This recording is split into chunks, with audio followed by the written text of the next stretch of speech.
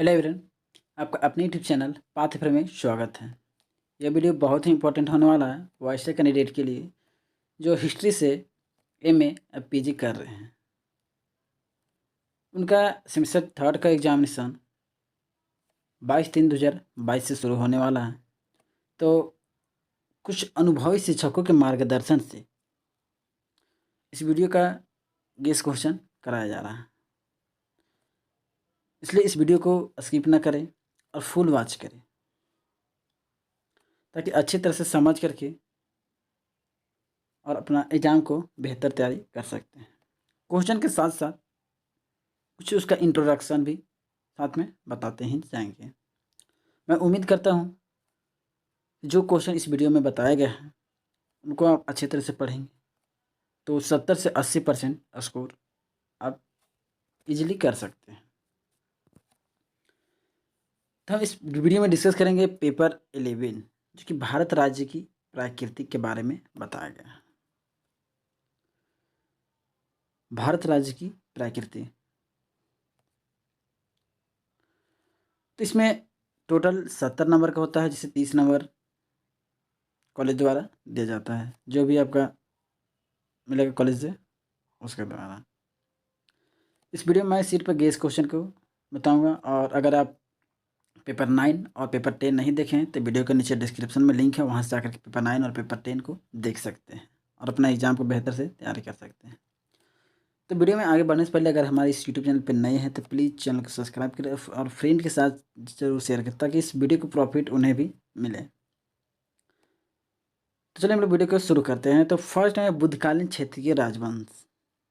ये very very important question है जो कि बुद्धकालीन क्षेत्रीय राजवंश है, और इसमें जो कि महाजनपदों के बारे में बताया गया है, जो कि प्राचीन भारत में प्रशासन इकाई को कहते हैं, और उत्तरवादी काल में कुछ जनपदों का उल्लेख मिलता है, उसके बारे में इसमें पढ़ना है।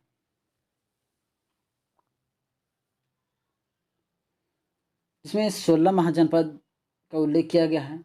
वही सब महाजनपद के बारे में थोड़ा थोड़ा लिखना है, इंट्रोडक्शन लिखना, जो कि जिसकी राजधानी विभिन्न थी और भाषाएं प्राकृतिक और सांस्कृतिक थी। इसका धार्मिक स्थल जो बौद्ध धर्म के हिंदू थे, और शासन यहाँ का जो व्यवस्था था वो गणराज्य था और राजतंत्र था। इसके शासनकाल जो कि है 600 ईसा पूर्व से लेकर 340 ईसा पूर्व तक माना गया है। जो कि लोह महाजनपद का हम नाम बता देते हैं, एक बार आप लोग उसको नोट कर ले, यह तो फिर ध्यान से वीडियो को सुन लें। फर्स्ट में काशी, कौशल, अंग, मगध, वज्जी, मल्ला, चेदी, और 8 नंबर में है उत्तस्य। फिर 9th में है कुरु, पंचाल, मत्स्य, सूरसेन, अस्मक, अवंती, गंधार, कंबोज। ये 16 महाजनपद हैं जिसमें 3 प्रमुख महाजनपद थे जो कि मगध, कौशल और वत्स्य, ये 3 प्रमुख हैं। ऐसे तो कहा जाता है कि 22 महाजनपदों का उल्लेख है, लेकिन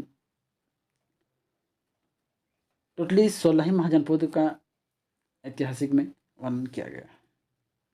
इसके बारे में लिखना है। तो सेकंड नंबर क्वेश्चन है मौर्य राज की प्राकृतिक के बारे में।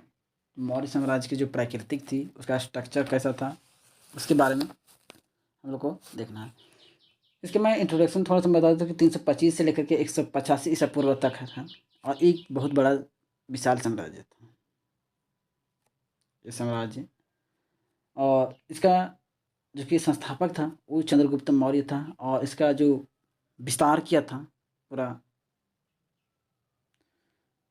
पूरा तो इंडिया में नहीं कह सकते हैं, लेकिन बहुत बड़ा भाग में विस्तार किया था। सिर्फ नीचे का पोर्शन को छुटा हुआ था, वो अशोक ने इसका विस्तार किया था। इसमें इंट्रोडक्शन लिख करके उसके बाद इसका पॉइंट को वर्णन करना है। प्रांत है, प्रांत के बाद कि प्रशासनिक का सबसे बड़ा इकाई होता था प्रांत। उसके बाद राजा के बारे में लिखना है। मंत्री परिषद का क्या कार्य था उसके बारे में लिखना है। नगर प्रशासन के बारे में। उसके बाद सेना, जो कि सेना को किस ढंग से व्यवस्थित किया था मौर्य साम्राज्य में, इस सभी भी पॉइंटों को वर्णन करते जाना है और आगे बढ़ते जाना है। उसके बाद नेक्स्ट है पूर्व मध्यकालीन राज्य की प्रकृति। यह है पूर्व मध्यकालीन राज्य की प्रकृति, यह है। इसको भी आप अच्छी तरह से देख सकते हैं क्योंकि शॉर्ट क्वेश्चन में पूछ सकता है, लेकिन उतना भी इम्पोर्टेंट नहीं है ये क्वेश्चन।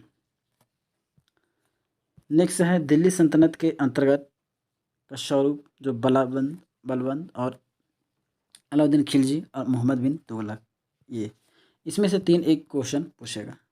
दिल्ली सल्तनत के अंतर्गत बलबंद के कार्य का वर्णन करें, या दिल्ली सल्तनत के अंतर्गत अलाउद्दीन खिलजी का वर्णन करें, या दिल्ली सल्तनत के अंतर्गत मोहम्मद बिन तुगलक का क्या कार्य था।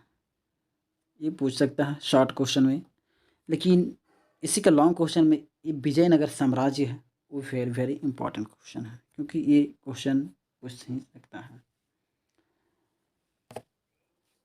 ये आप जरूर से जरूर देख लें। अगर विजयनगर साम्राज्य के कुछ इंट्रोडक्शन है, तो अगर इसके थोड़ा सा बैक में जानना चाहते हैं तो सल्तनत काल में, और अलाउद्दीन खिलजी जो कि दक्षिण भारत में पूरा, जो कि यहाँ पे था,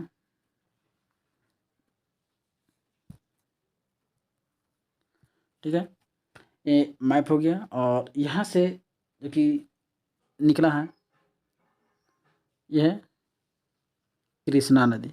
क्या है? कृष्णा नदी। यहाँ से ये है कृष्णा नदी, और यहीं से आया है वो है तुंगभद्रा नदी, जो कि यहाँ पे है विजयनगर साम्राज्य।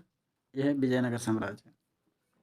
और ये है मध्यकालीन भारत, जो कि यहाँ पे रहता था बहमानी साम्राज्य, जो कि बहमन ने इसका स्थापना किया था। और यहाँ पे है दिल्ली, कि इसका शासन व्यवस्था बहुत ही मजबूत था। यहाँ से इधर बहमनी साम्राज्य फोर्स करता था अपना साम्राज्य विस्तार करने के, यहाँ से इधर ये करता था विजयनगर साम्राज्य। विजयनगर साम्राज्य की स्थापना जो कि हरिहर और बुक्का ने किया था। और इसका कैसे स्थापना हुआ उसके बारे में थोड़ा सा हम डिटेल इसको बताते हैं। तो सल्तनत काल में आते हैं, थोड़ा सा पीछे जाते हैं, तो अलाउद्दीन खिलजी के बाद दक्षिण भारत में कुछ अधिकांश क्षेत्र में स्थापित किया था। यह है दक्षिण भारत का क्षेत्र, यहाँ पे जो हम बता रहे हैं, यह कुछ दक्षिण भारत के क्षेत्र में अधिकांश क्षेत्र पे स्थापित किया था। लेकिन इसके बाद के जो शासक हुए वो उतना अच्छा से दक्षिण भारत पे अपना वर्चस्व कब्जा नहीं कर पाए। इसके बाद शासक उत्तर भारत में तक ही सीमित रह गए, मतलब यहाँ तक ही सीमित रह गए थे।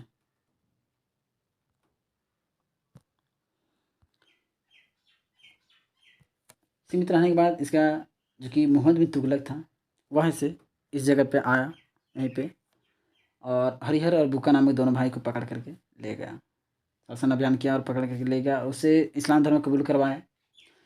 फिर वो इस्लाम धर्म कबूल कर दिया। इस्लाम धर्म कबूल करने के बाद फिर से इसको दिल्ली साम्राज्य को साम्राज्य को विस्तार करने के लिए इस जगह पे इसको भेजा गया। लेकिन इन्होंने क्या किया, यहाँ जाने के बाद विद्यारण्य एक गुरु थे, उनसे जाकर मिले और शिक्षा प्राप्त की, और उस पुनः हिंदू परिवर्तन हो गए, हिंदू धर्म अपना लिए। और हिंदू धर्म जैसे ही अपनाए, उसके बाद यहाँ पे एक साम्राज्य की स्थापना की, विजयनगर साम्राज्य, जिन्होंने 1336 ईस्वी में स्थापना किया था विजयनगर साम्राज्य को। जो कि टोटल अगर कहा जाए तो विजयनगर साम्राज्य 310 वर्ष शासन किया,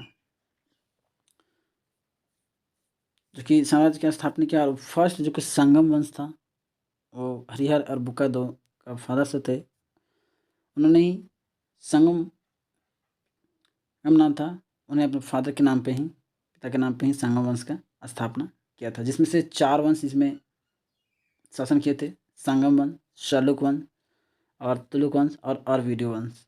ये चारों शासन किए थे। अगर इसका डिटेल में वीडियो अच्छा तो वीडियो को नीचे कमेंट करें, हम इसका डिटेल वीडियो बना देंगे, ठीक है। नेक्स्ट क्वेश्चन हम लोग देखते हैं, शेरशाह का शासन प्रबंध का वर्णन करें। शेरशाह का शासन प्रबंध जो कि है, इसके बारे में वर्णन करना है।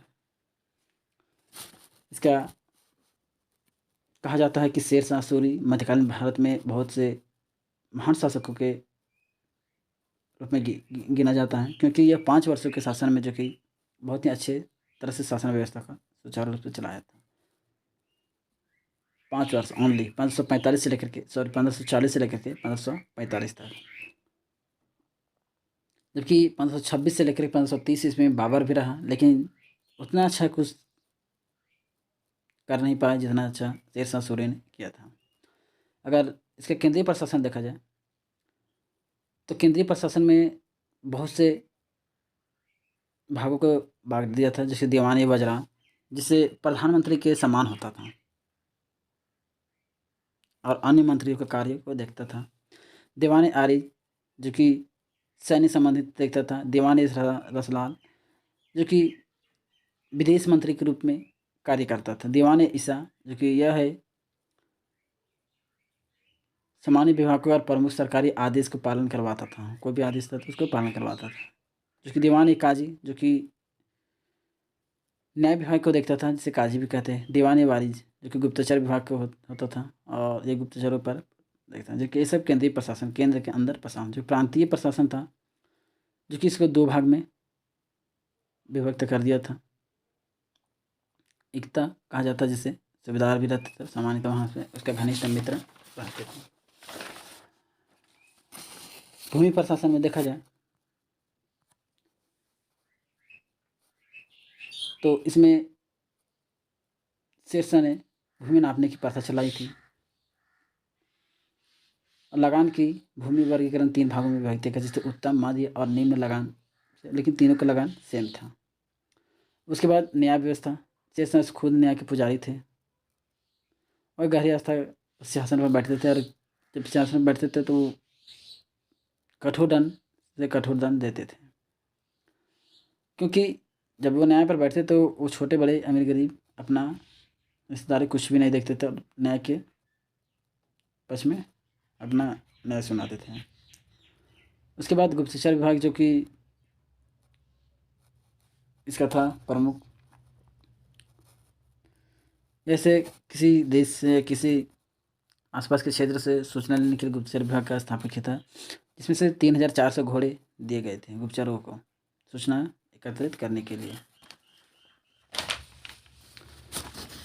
सैन्य व्यवस्था जो कि युद्ध काल में दिया जाता था, जो अर्जुन खिलजी ने बहुत ही अच्छी तरह से यह भी किया था। मुद्रा व्यवस्था भी था। सार्वजनिक कार्य जो कि शेरशाह सूरी ने जीटी रोड भी बनवाया था। डाक व्यवस्था का भी शुरुआत किया था। उसके बाद यहाँ से आप निष्कर्ष लिख सकते हैं। नेक्स्ट क्वेश्चन है, मुगल राज्य की मनसबदारी व्यवस्था का आर्थिकों का वर्णन करें। एक वेरी वेरी इंपॉर्टेंट क्वेश्चन है, क्योंकि मुगल राज्य में मनसबदारी व्यवस्था का क्या होता है। तो मनसब का अर्थ होता है पद या ओहदा, समझे। और यह सबसे पहले मंगोल आक्रमणकारी चंगेज खान ने किया था, और दशमलव के आधार पर सेना को संगठित करने के लिए 10 सिपाही हुआ करते थे, इसलिए चंगेज खान ने पहले किया था। और मनसबदारी प्रणाली की शुरुआत जो मुगल काल में किया था वो अकबर किया था, जो कि प्रशासनिक प्रणाली की व्यवस्था और जागीरदारी जैसे सैनिक को रखने के लिए दोष होता था। इसमें भी पॉइंट मैं बता देता हूँ, क्योंकि वीडियो बहुत ज़्यादा लंबा होता जा रहा है। इसमें मनसबदारी की विशेषता लिखना है, उसके मनसबदार की नियुक्ति कैसे होती है उसके बारे में लिखना है। उसके बाद मनसबदार का वेतन क्या था, मनसबदार के कार्य क्या था, मनसबदार के नियम और मिश्रित सवार अनेक प्रकार के सैनिक भर्ती, मतलब मनसबदार और सैनिक कैसे भर्ती करते थे। मनसबदारी प्रणाली का गुण क्या था, उसका दोष भी लिखना है। भ्रष्टाचार का बढ़ावा दोष में आ जाएगा। फिजूल खर्ची का बढ़ावा देना, विलासी बढ़ावा देना, भ्रष्टाचार का बढ़ावा देना, जाति व्यवस्था को बढ़ावा देना, बादशाह का वारसदारी में कमी, ये सब आ जाएगा इसके दोष में। एक और अगर इम्पोर्टेंट क्वेश्चन जाकर देखा जाए, भारत में देसी रियासतें एवं ब्रिटिश सर्वोच्चता, ये वेरी वेरी इंपॉर्टेंट है, इसको भी देख रख सकते हैं। तो मैं एक बार फिर से रिपीट कर दूँ, इसमें मैं इंपॉर्टेंट क्वेश्चन बताया हूँ। फर्स्ट नंबर बुद्धकालीन क्षेत्रीय राजवंश, सेकेंड मौर्य राज्य की प्राकृतिक, थर्ड जो कि शॉर्ट में पूछ सकता है पूर्व मध्यकालीन राज्य, फोर्थ में जो कि है विजयनगर साम्राज्य, ये शॉर्ट में पूछ सकता है दिल्ली सल्तनत के अंतर्गत, शेरशाह का शासन प्रबंध और मुगल राज्य के मनसबदारी व्यवस्था का सामाजिक आर्थिक और वर्णन करें। और एक लास्ट क्वेश्चन मैंने बताया भारत में देसी रियासत एवं ब्रिटिश सर्वोच्चता, इसके बारे में। तो आज की वीडियो में इतना ही, मिलते हैं नेक्स्ट वीडियो में पेपर 12 को लेकर के। और पेपर 9, 10 नहीं देखे हैं, इस वीडियो को नीचे डिस्क्रिप्शन में मिल जाएगा लिंक, वहाँ से आप देख सकते हैं।